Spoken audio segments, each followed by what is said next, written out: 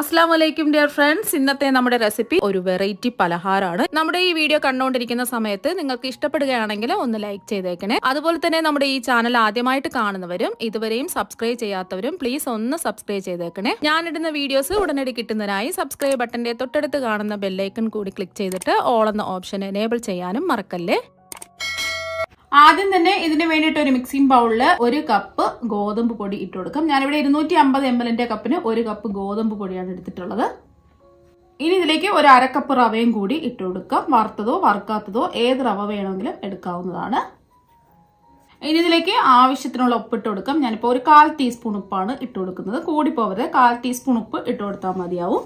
ഇനി ഇതിലേക്ക് 1 ടീസ്പൂൺ നെയ്യ് ഒഴിച്ചു കൊടുക്കാം. നെയ്യിന് പകരം നിങ്ങൾക്ക് വേണമെന്നുണ്ടെങ്കിൽ എണ്ണ വേണമെങ്കിലും ഒഴിച്ചു കൊടുക്കാവുന്നതാണ്. നെയ്യ് ചേർത്ത് കൊടുക്കുമ്പോൾ ഒരു പ്രത്യേക ടേസ്റ്റ് ആണ് കിട്ടുന്നത്, അതുകൊണ്ടാണ് നെയ്യ് ചേർത്ത് കൊടുത്തത്. ഇനി നെയ്യും ഉപ്പും ഈ മാവിന്റെയും അതുപോലെ തന്നെ റവയുടെ എല്ലാ ഭാഗത്തും എത്തുന്നതിന് വേണ്ടിയിട്ട് കൈവച്ച് നല്ലതുപോലെ ഒന്ന് മിക്സ് ചെയ്തെടുക്കാം.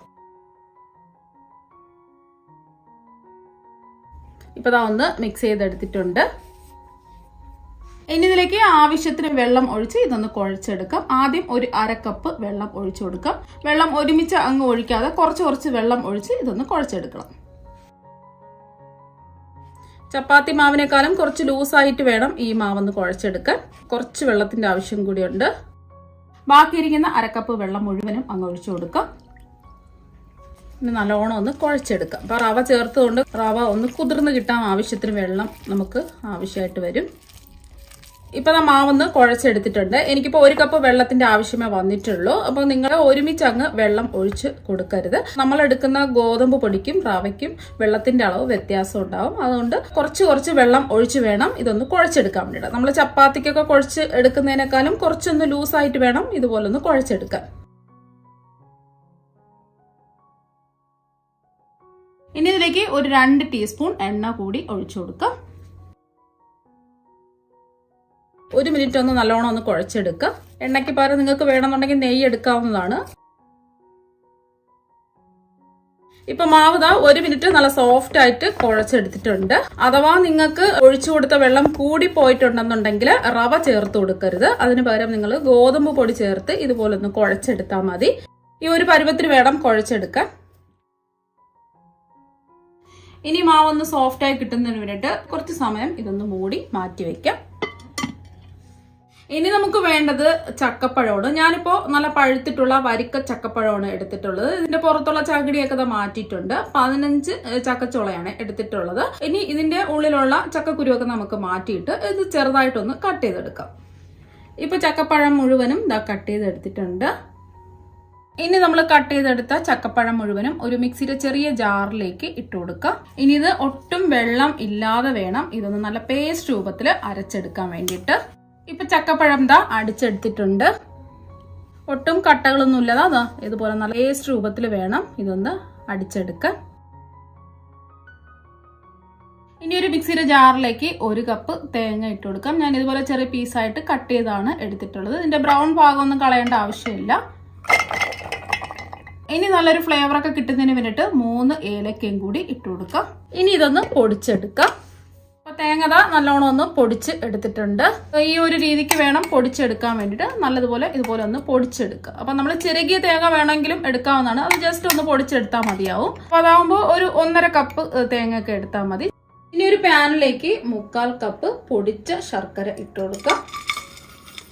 ഇനി ശർക്കര ഉരുക്കി എടുക്കുന്നതിന് ആവശ്യമായിട്ടുള്ള വെള്ളം ഒഴിച്ചു കൊടുക്കാം. ഒരു 3 ടേബിൾ സ്പൂൺ വെള്ളമാണ് ഒഴിച്ചു കൊടുക്കുന്നത്. ഒരുപാട് ആയി പോകരുത്. ഒരു 3 ടേബിൾ സ്പൂൺ വെള്ളം ഒഴിച്ചു കൊടുത്താൽ മതി. ഇനി ഇതൊന്ന് ഇളക്കി കൊടുക്കാം. പൊടിച്ച ശർക്കര ആയതുകൊണ്ട് പെട്ടെന്ന് തന്നെ ഉരുക്കി കിട്ടും. മീഡിയം ഫ്ലെയിം വെച്ച് കൊടുക്കുക. ഈ ശർക്കര ഒന്ന് ഉരുക്കി വരട്ടെ. ഒരു നൂൽ പാവൊന്നും ആയി പോകരുത്. ജസ്റ്റ് ഒന്ന് ഉരുക്കി എടുത്താൽ മാത്രം മതിയാവും. ഇപ്പൊ ശർക്കര എല്ലാം ഉരുക്കി കിട്ടിയിട്ടുണ്ട്. പ്രത്യേകം ശ്രദ്ധിക്കുക, ഒരു നൂൽ പാവൊന്നും ആവരുത്. ജസ്റ്റ് ഒന്ന് ഉരുക്കിയെടുത്താൽ മാത്രം മതി. ഇനി ഫ്ലെയിം ഓഫ് ആക്കി ഇതൊന്ന് മാറ്റി വെക്കാം. ഇനി ഒരു പാനിലേക്ക് 1 ടീസ്പൂൺ നെയ്യ് ഒഴിച്ചു കൊടുക്കാം. ഇനി ഇതിലേക്ക് നമ്മൾ പൊടിച്ചു വെച്ച തേങ്ങ മുഴുവനും ഇട്ട് കൊടുക്കാം. ഇനി ഒരു മീഡിയം ഫ്ലെയിം വെച്ചിട്ട് ഈ തേങ്ങയുടെ വെള്ളത്തിന്റെ അംശമൊക്കെ ഒന്ന് മാറി കിട്ടുന്നത് വരെ ഇതുപോലെ ഒന്ന് വറുത്തെടുക്കാം. ഫ്ലെയിം കൂട്ടിയിടരുത്. ജസ്റ്റ് ഒന്ന് വെള്ളത്തിന്റെ അംശമൊക്കെ ഒന്ന് മാറി കിട്ടിയാൽ മാത്രം മതി. ഒരു 2 മിനിറ്റ് ഒക്കെ ആയപ്പോൾ തേങ്ങയൊക്കെ ഒന്ന് ഡ്രൈ ആയി കിട്ടിയിട്ടുണ്ട്. ഇത്രയും മതി. ഇനി ഇതിലേക്ക് നമ്മൾ ഉരുക്കി മാറ്റി വെച്ചിരിക്കുന്ന ശർക്കര പാനി ഒഴിച്ചു കൊടുക്കുക. കല്ലും മണ്ണും അഴുക്കൊക്കെ ഉണ്ടെന്നുണ്ടെങ്കിൽ അരിച്ച് വേണം ഒഴിച്ചു കൊടുക്കാൻ വേണ്ടിയിട്ട്. ഇനി ഇതൊന്ന് ഇളക്കി കൊടുക്കാം. അപ്പൊ തേങ്ങ മുഴുവനും ശർക്കരയായിട്ട് ഇതാ യോജിച്ച് കിട്ടിയിട്ടുണ്ട്. ഇനി ഇതിലേക്ക് നമ്മൾ ചക്കപ്പഴം അടിച്ചു വെച്ചത് മുഴുവനും അങ്ങ് ഒഴിച്ചു കൊടുക്കാം.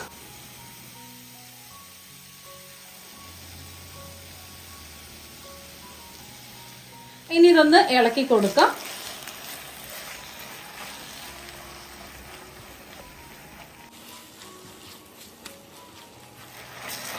ഇപ്പൊ നമ്മൾ ഇളക്കി കൊടുക്കാൻ തുടങ്ങിയിട്ട് ഒരു 2 മിനിറ്റ് ഒക്കെ ആയിട്ടുണ്ട്. അപ്പൊ തന്നെ നല്ലൊരു മണമൊക്കെ വരുന്നുണ്ട്.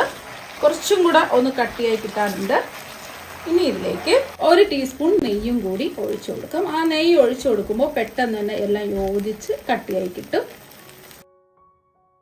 അപ്പൊ നെയ്യ് ചേർത്തതുകൊണ്ട് പാനിലൊന്നും ഒട്ടിപ്പിടിക്കാതെ പെട്ടെന്ന് തന്നെ അത് യോജിച്ച് കട്ടിയായി കിട്ടും. ഇപ്പൊ വീണ്ടും ഇളക്കി കൊടുക്കാൻ തുടങ്ങിയിട്ട് ഒരു 2 മിനിറ്റ് ആയി. ഇപ്പൊ പാനിൽ നിന്ന് ഇതാ ഒട്ടിപ്പിടിക്കാതെ ഒന്ന് വിട്ട് വന്നിട്ടുണ്ട്. ഈ ഒരു സമയം നമുക്ക് ഫ്ലെയിം ഓഫാക്കി കൊടുക്കാം. അപ്പൊ കണ്ടില്ലേ, ഈ ഒരു രീതിക്ക് വേണം നമുക്ക് കിട്ടാൻ വേണ്ടിയിട്ട്. ഇനി ഫ്ലെയിം ഓഫാക്കി കൊടുത്തതിന് ശേഷം നല്ലതുപോലെ ചൂട് മാറാൻ വേണ്ടിയിട്ട് നമുക്കിത് മാറ്റി വെക്കാം. ചൂട് മാറി കഴിയുമ്പോൾ കുറച്ചും കൂടെ ഒന്ന് കട്ടിയായി കിട്ടും. ഇപ്പൊ ഇതിന്റെ ചൂടൊക്കെ മാറി നല്ലോണം ഇതാ കട്ടിയായി കിട്ടിയിട്ടുണ്ട്. ഇതാ നമ്മൾ തൊട്ട് നോക്കുമ്പോൾ ഒട്ടും ഒട്ടിപ്പിടിക്കാതെ ഇതാ കറക്റ്റായിട്ട് ഇതാ കിട്ടിയിട്ടുണ്ട്. ഇനി ഇതിൽ നിന്നും കുറച്ച് മിക്സ് എടുക്കാം. ഇപ്പൊ ഇതാ ഒരു ചെറിയൊരു നാരങ്ങ വലിപ്പത്തിലുള്ള കുറച്ച് മിക്സ് ഇതാ എടുത്തിട്ടുണ്ട്. ഇതുപോലെ ഒന്ന് ഉരുട്ടിയെടുക്കാം. ഈ ഒരു രീതിക്ക് വേണം ഉരുട്ടിയെടുക്കാൻ വേണ്ടിയിട്ട്. ഇപ്പൊ മാവ് റെസ്റ്റ് ചെയ്യാൻ വെച്ചിട്ട് ഒരു 1/2 മണിക്കൂർ ഇതാ കഴിഞ്ഞിട്ടുണ്ട്. ഇപ്പൊ മാവ് ഇതാ നല്ല സോഫ്റ്റ് ആയിട്ട് കിട്ടിയിട്ടുണ്ട്. ഇനി ഇതിൽ നിന്നും കുറച്ച് മാവ് എടുക്കാം. ഇനി ഇതുപോലെ ഉരുളകളാക്കി എടുക്കാം. ഇപ്പൊ മാവ് ഒന്ന് ഉരുട്ടി എടുത്തിട്ടുണ്ട്. നമ്മൾ ചക്കപ്പഴത്തിന്റെ മിക്സ് ഉരുട്ടി എടുത്തില്ലേ, ഒരു നാരങ്ങ വലിപ്പത്തില്, ആ വലിപ്പത്തിൽ വേണം ഈ മാവും ഉരുട്ടിയെടുക്കാൻ വേണ്ടിയിട്ട്. അപ്പൊ നമ്മൾ ഉരുട്ടിയെടുക്കുന്ന ഉരുളകൾ രണ്ടും മാവിന്റെ ഉരുളയും അതുപോലെ തന്നെ ചക്കപ്പഴത്തിന്റെ ഉരുളയും ഒരേ വലിപ്പത്തിൽ വേണം ഉരുട്ടിയെടുക്കാൻ വേണ്ടിയിട്ട്.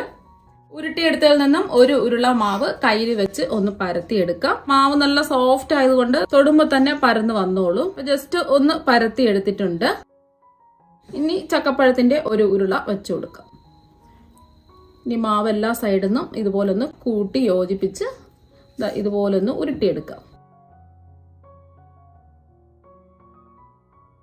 ഈ ഒരു രീതിക്ക് വേണം ചെയ്തെടുക്കാൻ. ഇനി ഇതൊന്ന് പരത്തിയെടുക്കുന്നതിന് വേണ്ടിയിട്ട് ഞാനിപ്പോൾ ഒരു വാഴയിലാണ് എടുത്തിട്ടുള്ളത്. ഇനി ഈ വാഴയിൽ കുറച്ച് എണ്ണ ഒന്ന് തടവി കൊടുക്കാം. വാഴയില ഇല്ല എന്നുണ്ടെങ്കിൽ പ്ലാസ്റ്റിക് ഷീറ്റോ അല്ലെങ്കിൽ പ്ലാസ്റ്റിക് കവറോ എന്തെങ്കിലും ഒന്ന് എടുക്കുക. ഇപ്പൊ അത് എണ്ണ ഒന്ന് തടവി കൊടുത്തിട്ടുണ്ട്. ഇനി ഇതൊന്ന് പരത്തിയെടുക്കാം. മാവ് നല്ല സോഫ്റ്റ് ആയതുകൊണ്ട് അത് തൊടുമ്പോൾ തന്നെ പരന്ന് വന്നോളും. കനം കുറച്ച് എല്ലാ വശവും ഒരേ കനത്തിൽ ഒന്ന് പരത്തിയെടുക്കാം.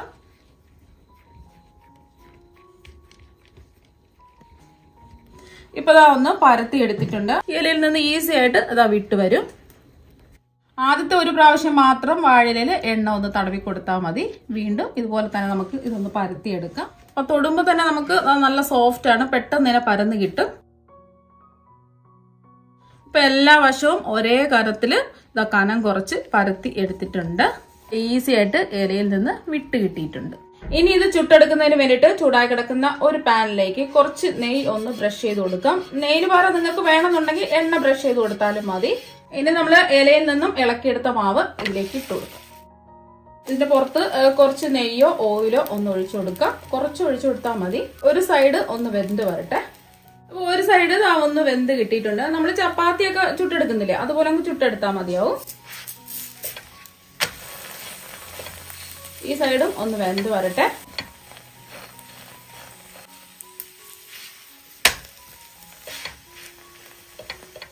അപ്പൊ രണ്ട് സൈഡും വെന്ത് കിട്ടിയിട്ടുണ്ട്. ഇനി ഇത് പാനിൽ നിന്ന് മാറ്റാം. ഇനി നെയ്യ് തടവിയ ഒരു പാനിലേക്ക് നമ്മൾ പരത്തിയെടുത്ത മാവ് ഇതുപോലെ ഇലയിൽ നിന്നും എടുക്കാതെ നേരിട്ട് ഇങ്ങനെയും ഇട്ട് കൊടുക്കാം. ഇട്ട് ജസ്റ്റ് ഈ ഇല ഒന്ന് ഇളക്കിയെടുക്കാം. ഈസി ആയിട്ട് ഇളക്കി വരുന്നുണ്ട്. ഇങ്ങനെ വേണമെങ്കിലും ചെയ്യാവുന്നതാണ്. ഇനി ഇതിന്റെ പുറത്ത് കുറച്ച് നെയ്യോ ഓയിലോ ഒന്ന് ഒഴിച്ചു കൊടുക്കാം. ഒരു സൈഡ് ഒന്ന് വെന്ത് വരട്ടെ. ഇപ്പൊ ഒരു സൈഡ് ഒന്ന് വെന്ത് കിട്ടിയിട്ടുണ്ട്. ഇനി ഇതൊന്ന് തിരിച്ചിട്ട് കൊടുക്കാം.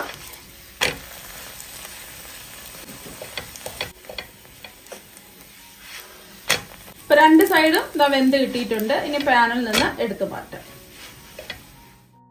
ഇപ്പൊ നമ്മുടെ പലഹാരം എല്ലാം ഇവിടെ റെഡി ആയിട്ടുണ്ട്. നല്ല സോഫ്റ്റ് ആണ്. മാത്രവുമല്ല ഇതിന്റെ ഉള്ളിൽ വെച്ചിരിക്കുന്ന ചക്കപ്പഴത്തിന്റെ ഫില്ലിങ്ങിന് ആ ഒരു പ്രത്യേക ടേസ്റ്റും കൂടിയാണ്. ഇപ്പൊ ചക്കപ്പഴം ധാരാളം കിട്ടുന്ന സമയമാണ്. ഇതുപോലെ വരിക്ക ചക്കപ്പഴം കിട്ടുന്ന സമയം ഇതുപോലെ വെറൈറ്റി ആയിട്ട് തയ്യാറാക്കി നോക്കുക. നമ്മുടെ വീട്ടിലുള്ള കുറഞ്ഞ ചെലവുകൾ വെച്ചിട്ട് പെട്ടെന്ന് തന്നെ ഇത് റെഡിയാക്കി എടുക്കാനും പറ്റും. ഇനി ഇതിൽ നിന്നും ഒരെണ്ണം എടുത്ത് കാണിച്ചു തരാം. കണ്ടില്ലേ എത്രമാത്രം സോഫ്റ്റ് ആണെന്നുള്ളത്. ഭക്ഷണം കഴിക്കാത്ത കുട്ടികൾ തീർച്ചയായും ഇത് കഴിച്ചു പോകും. കുട്ടികൾക്ക് മാത്രമല്ല എല്ലാവർക്കും ഒരുപോലെ ഇഷ്ടപ്പെടുന്ന ഒരു നാടൻ പലഹാരമാണ്. കടയിൽ നിന്ന് ഒരുപാട് കാശ് ചെലവാക്കി കെമിക്കൽ അടങ്ങിയ പലഹാരങ്ങൾ വാങ്ങിക്കൊടുക്കാതെ ഇതുപോലെ നാടൻ രീതിയിലുള്ള ഹെൽത്തി ആയിട്ടുള്ള പലഹാരങ്ങൾ തയ്യാറാക്കി കൊടുക്കുക. തീർച്ചയായും നിങ്ങൾക്ക് എല്ലാവർക്കും ഇഷ്ടപ്പെടും. അപ്പൊ നമുക്ക് മറ്റൊരു വെറൈറ്റി ഡിഷുമായിട്ട് വീണ്ടും കാണാം. താങ്ക്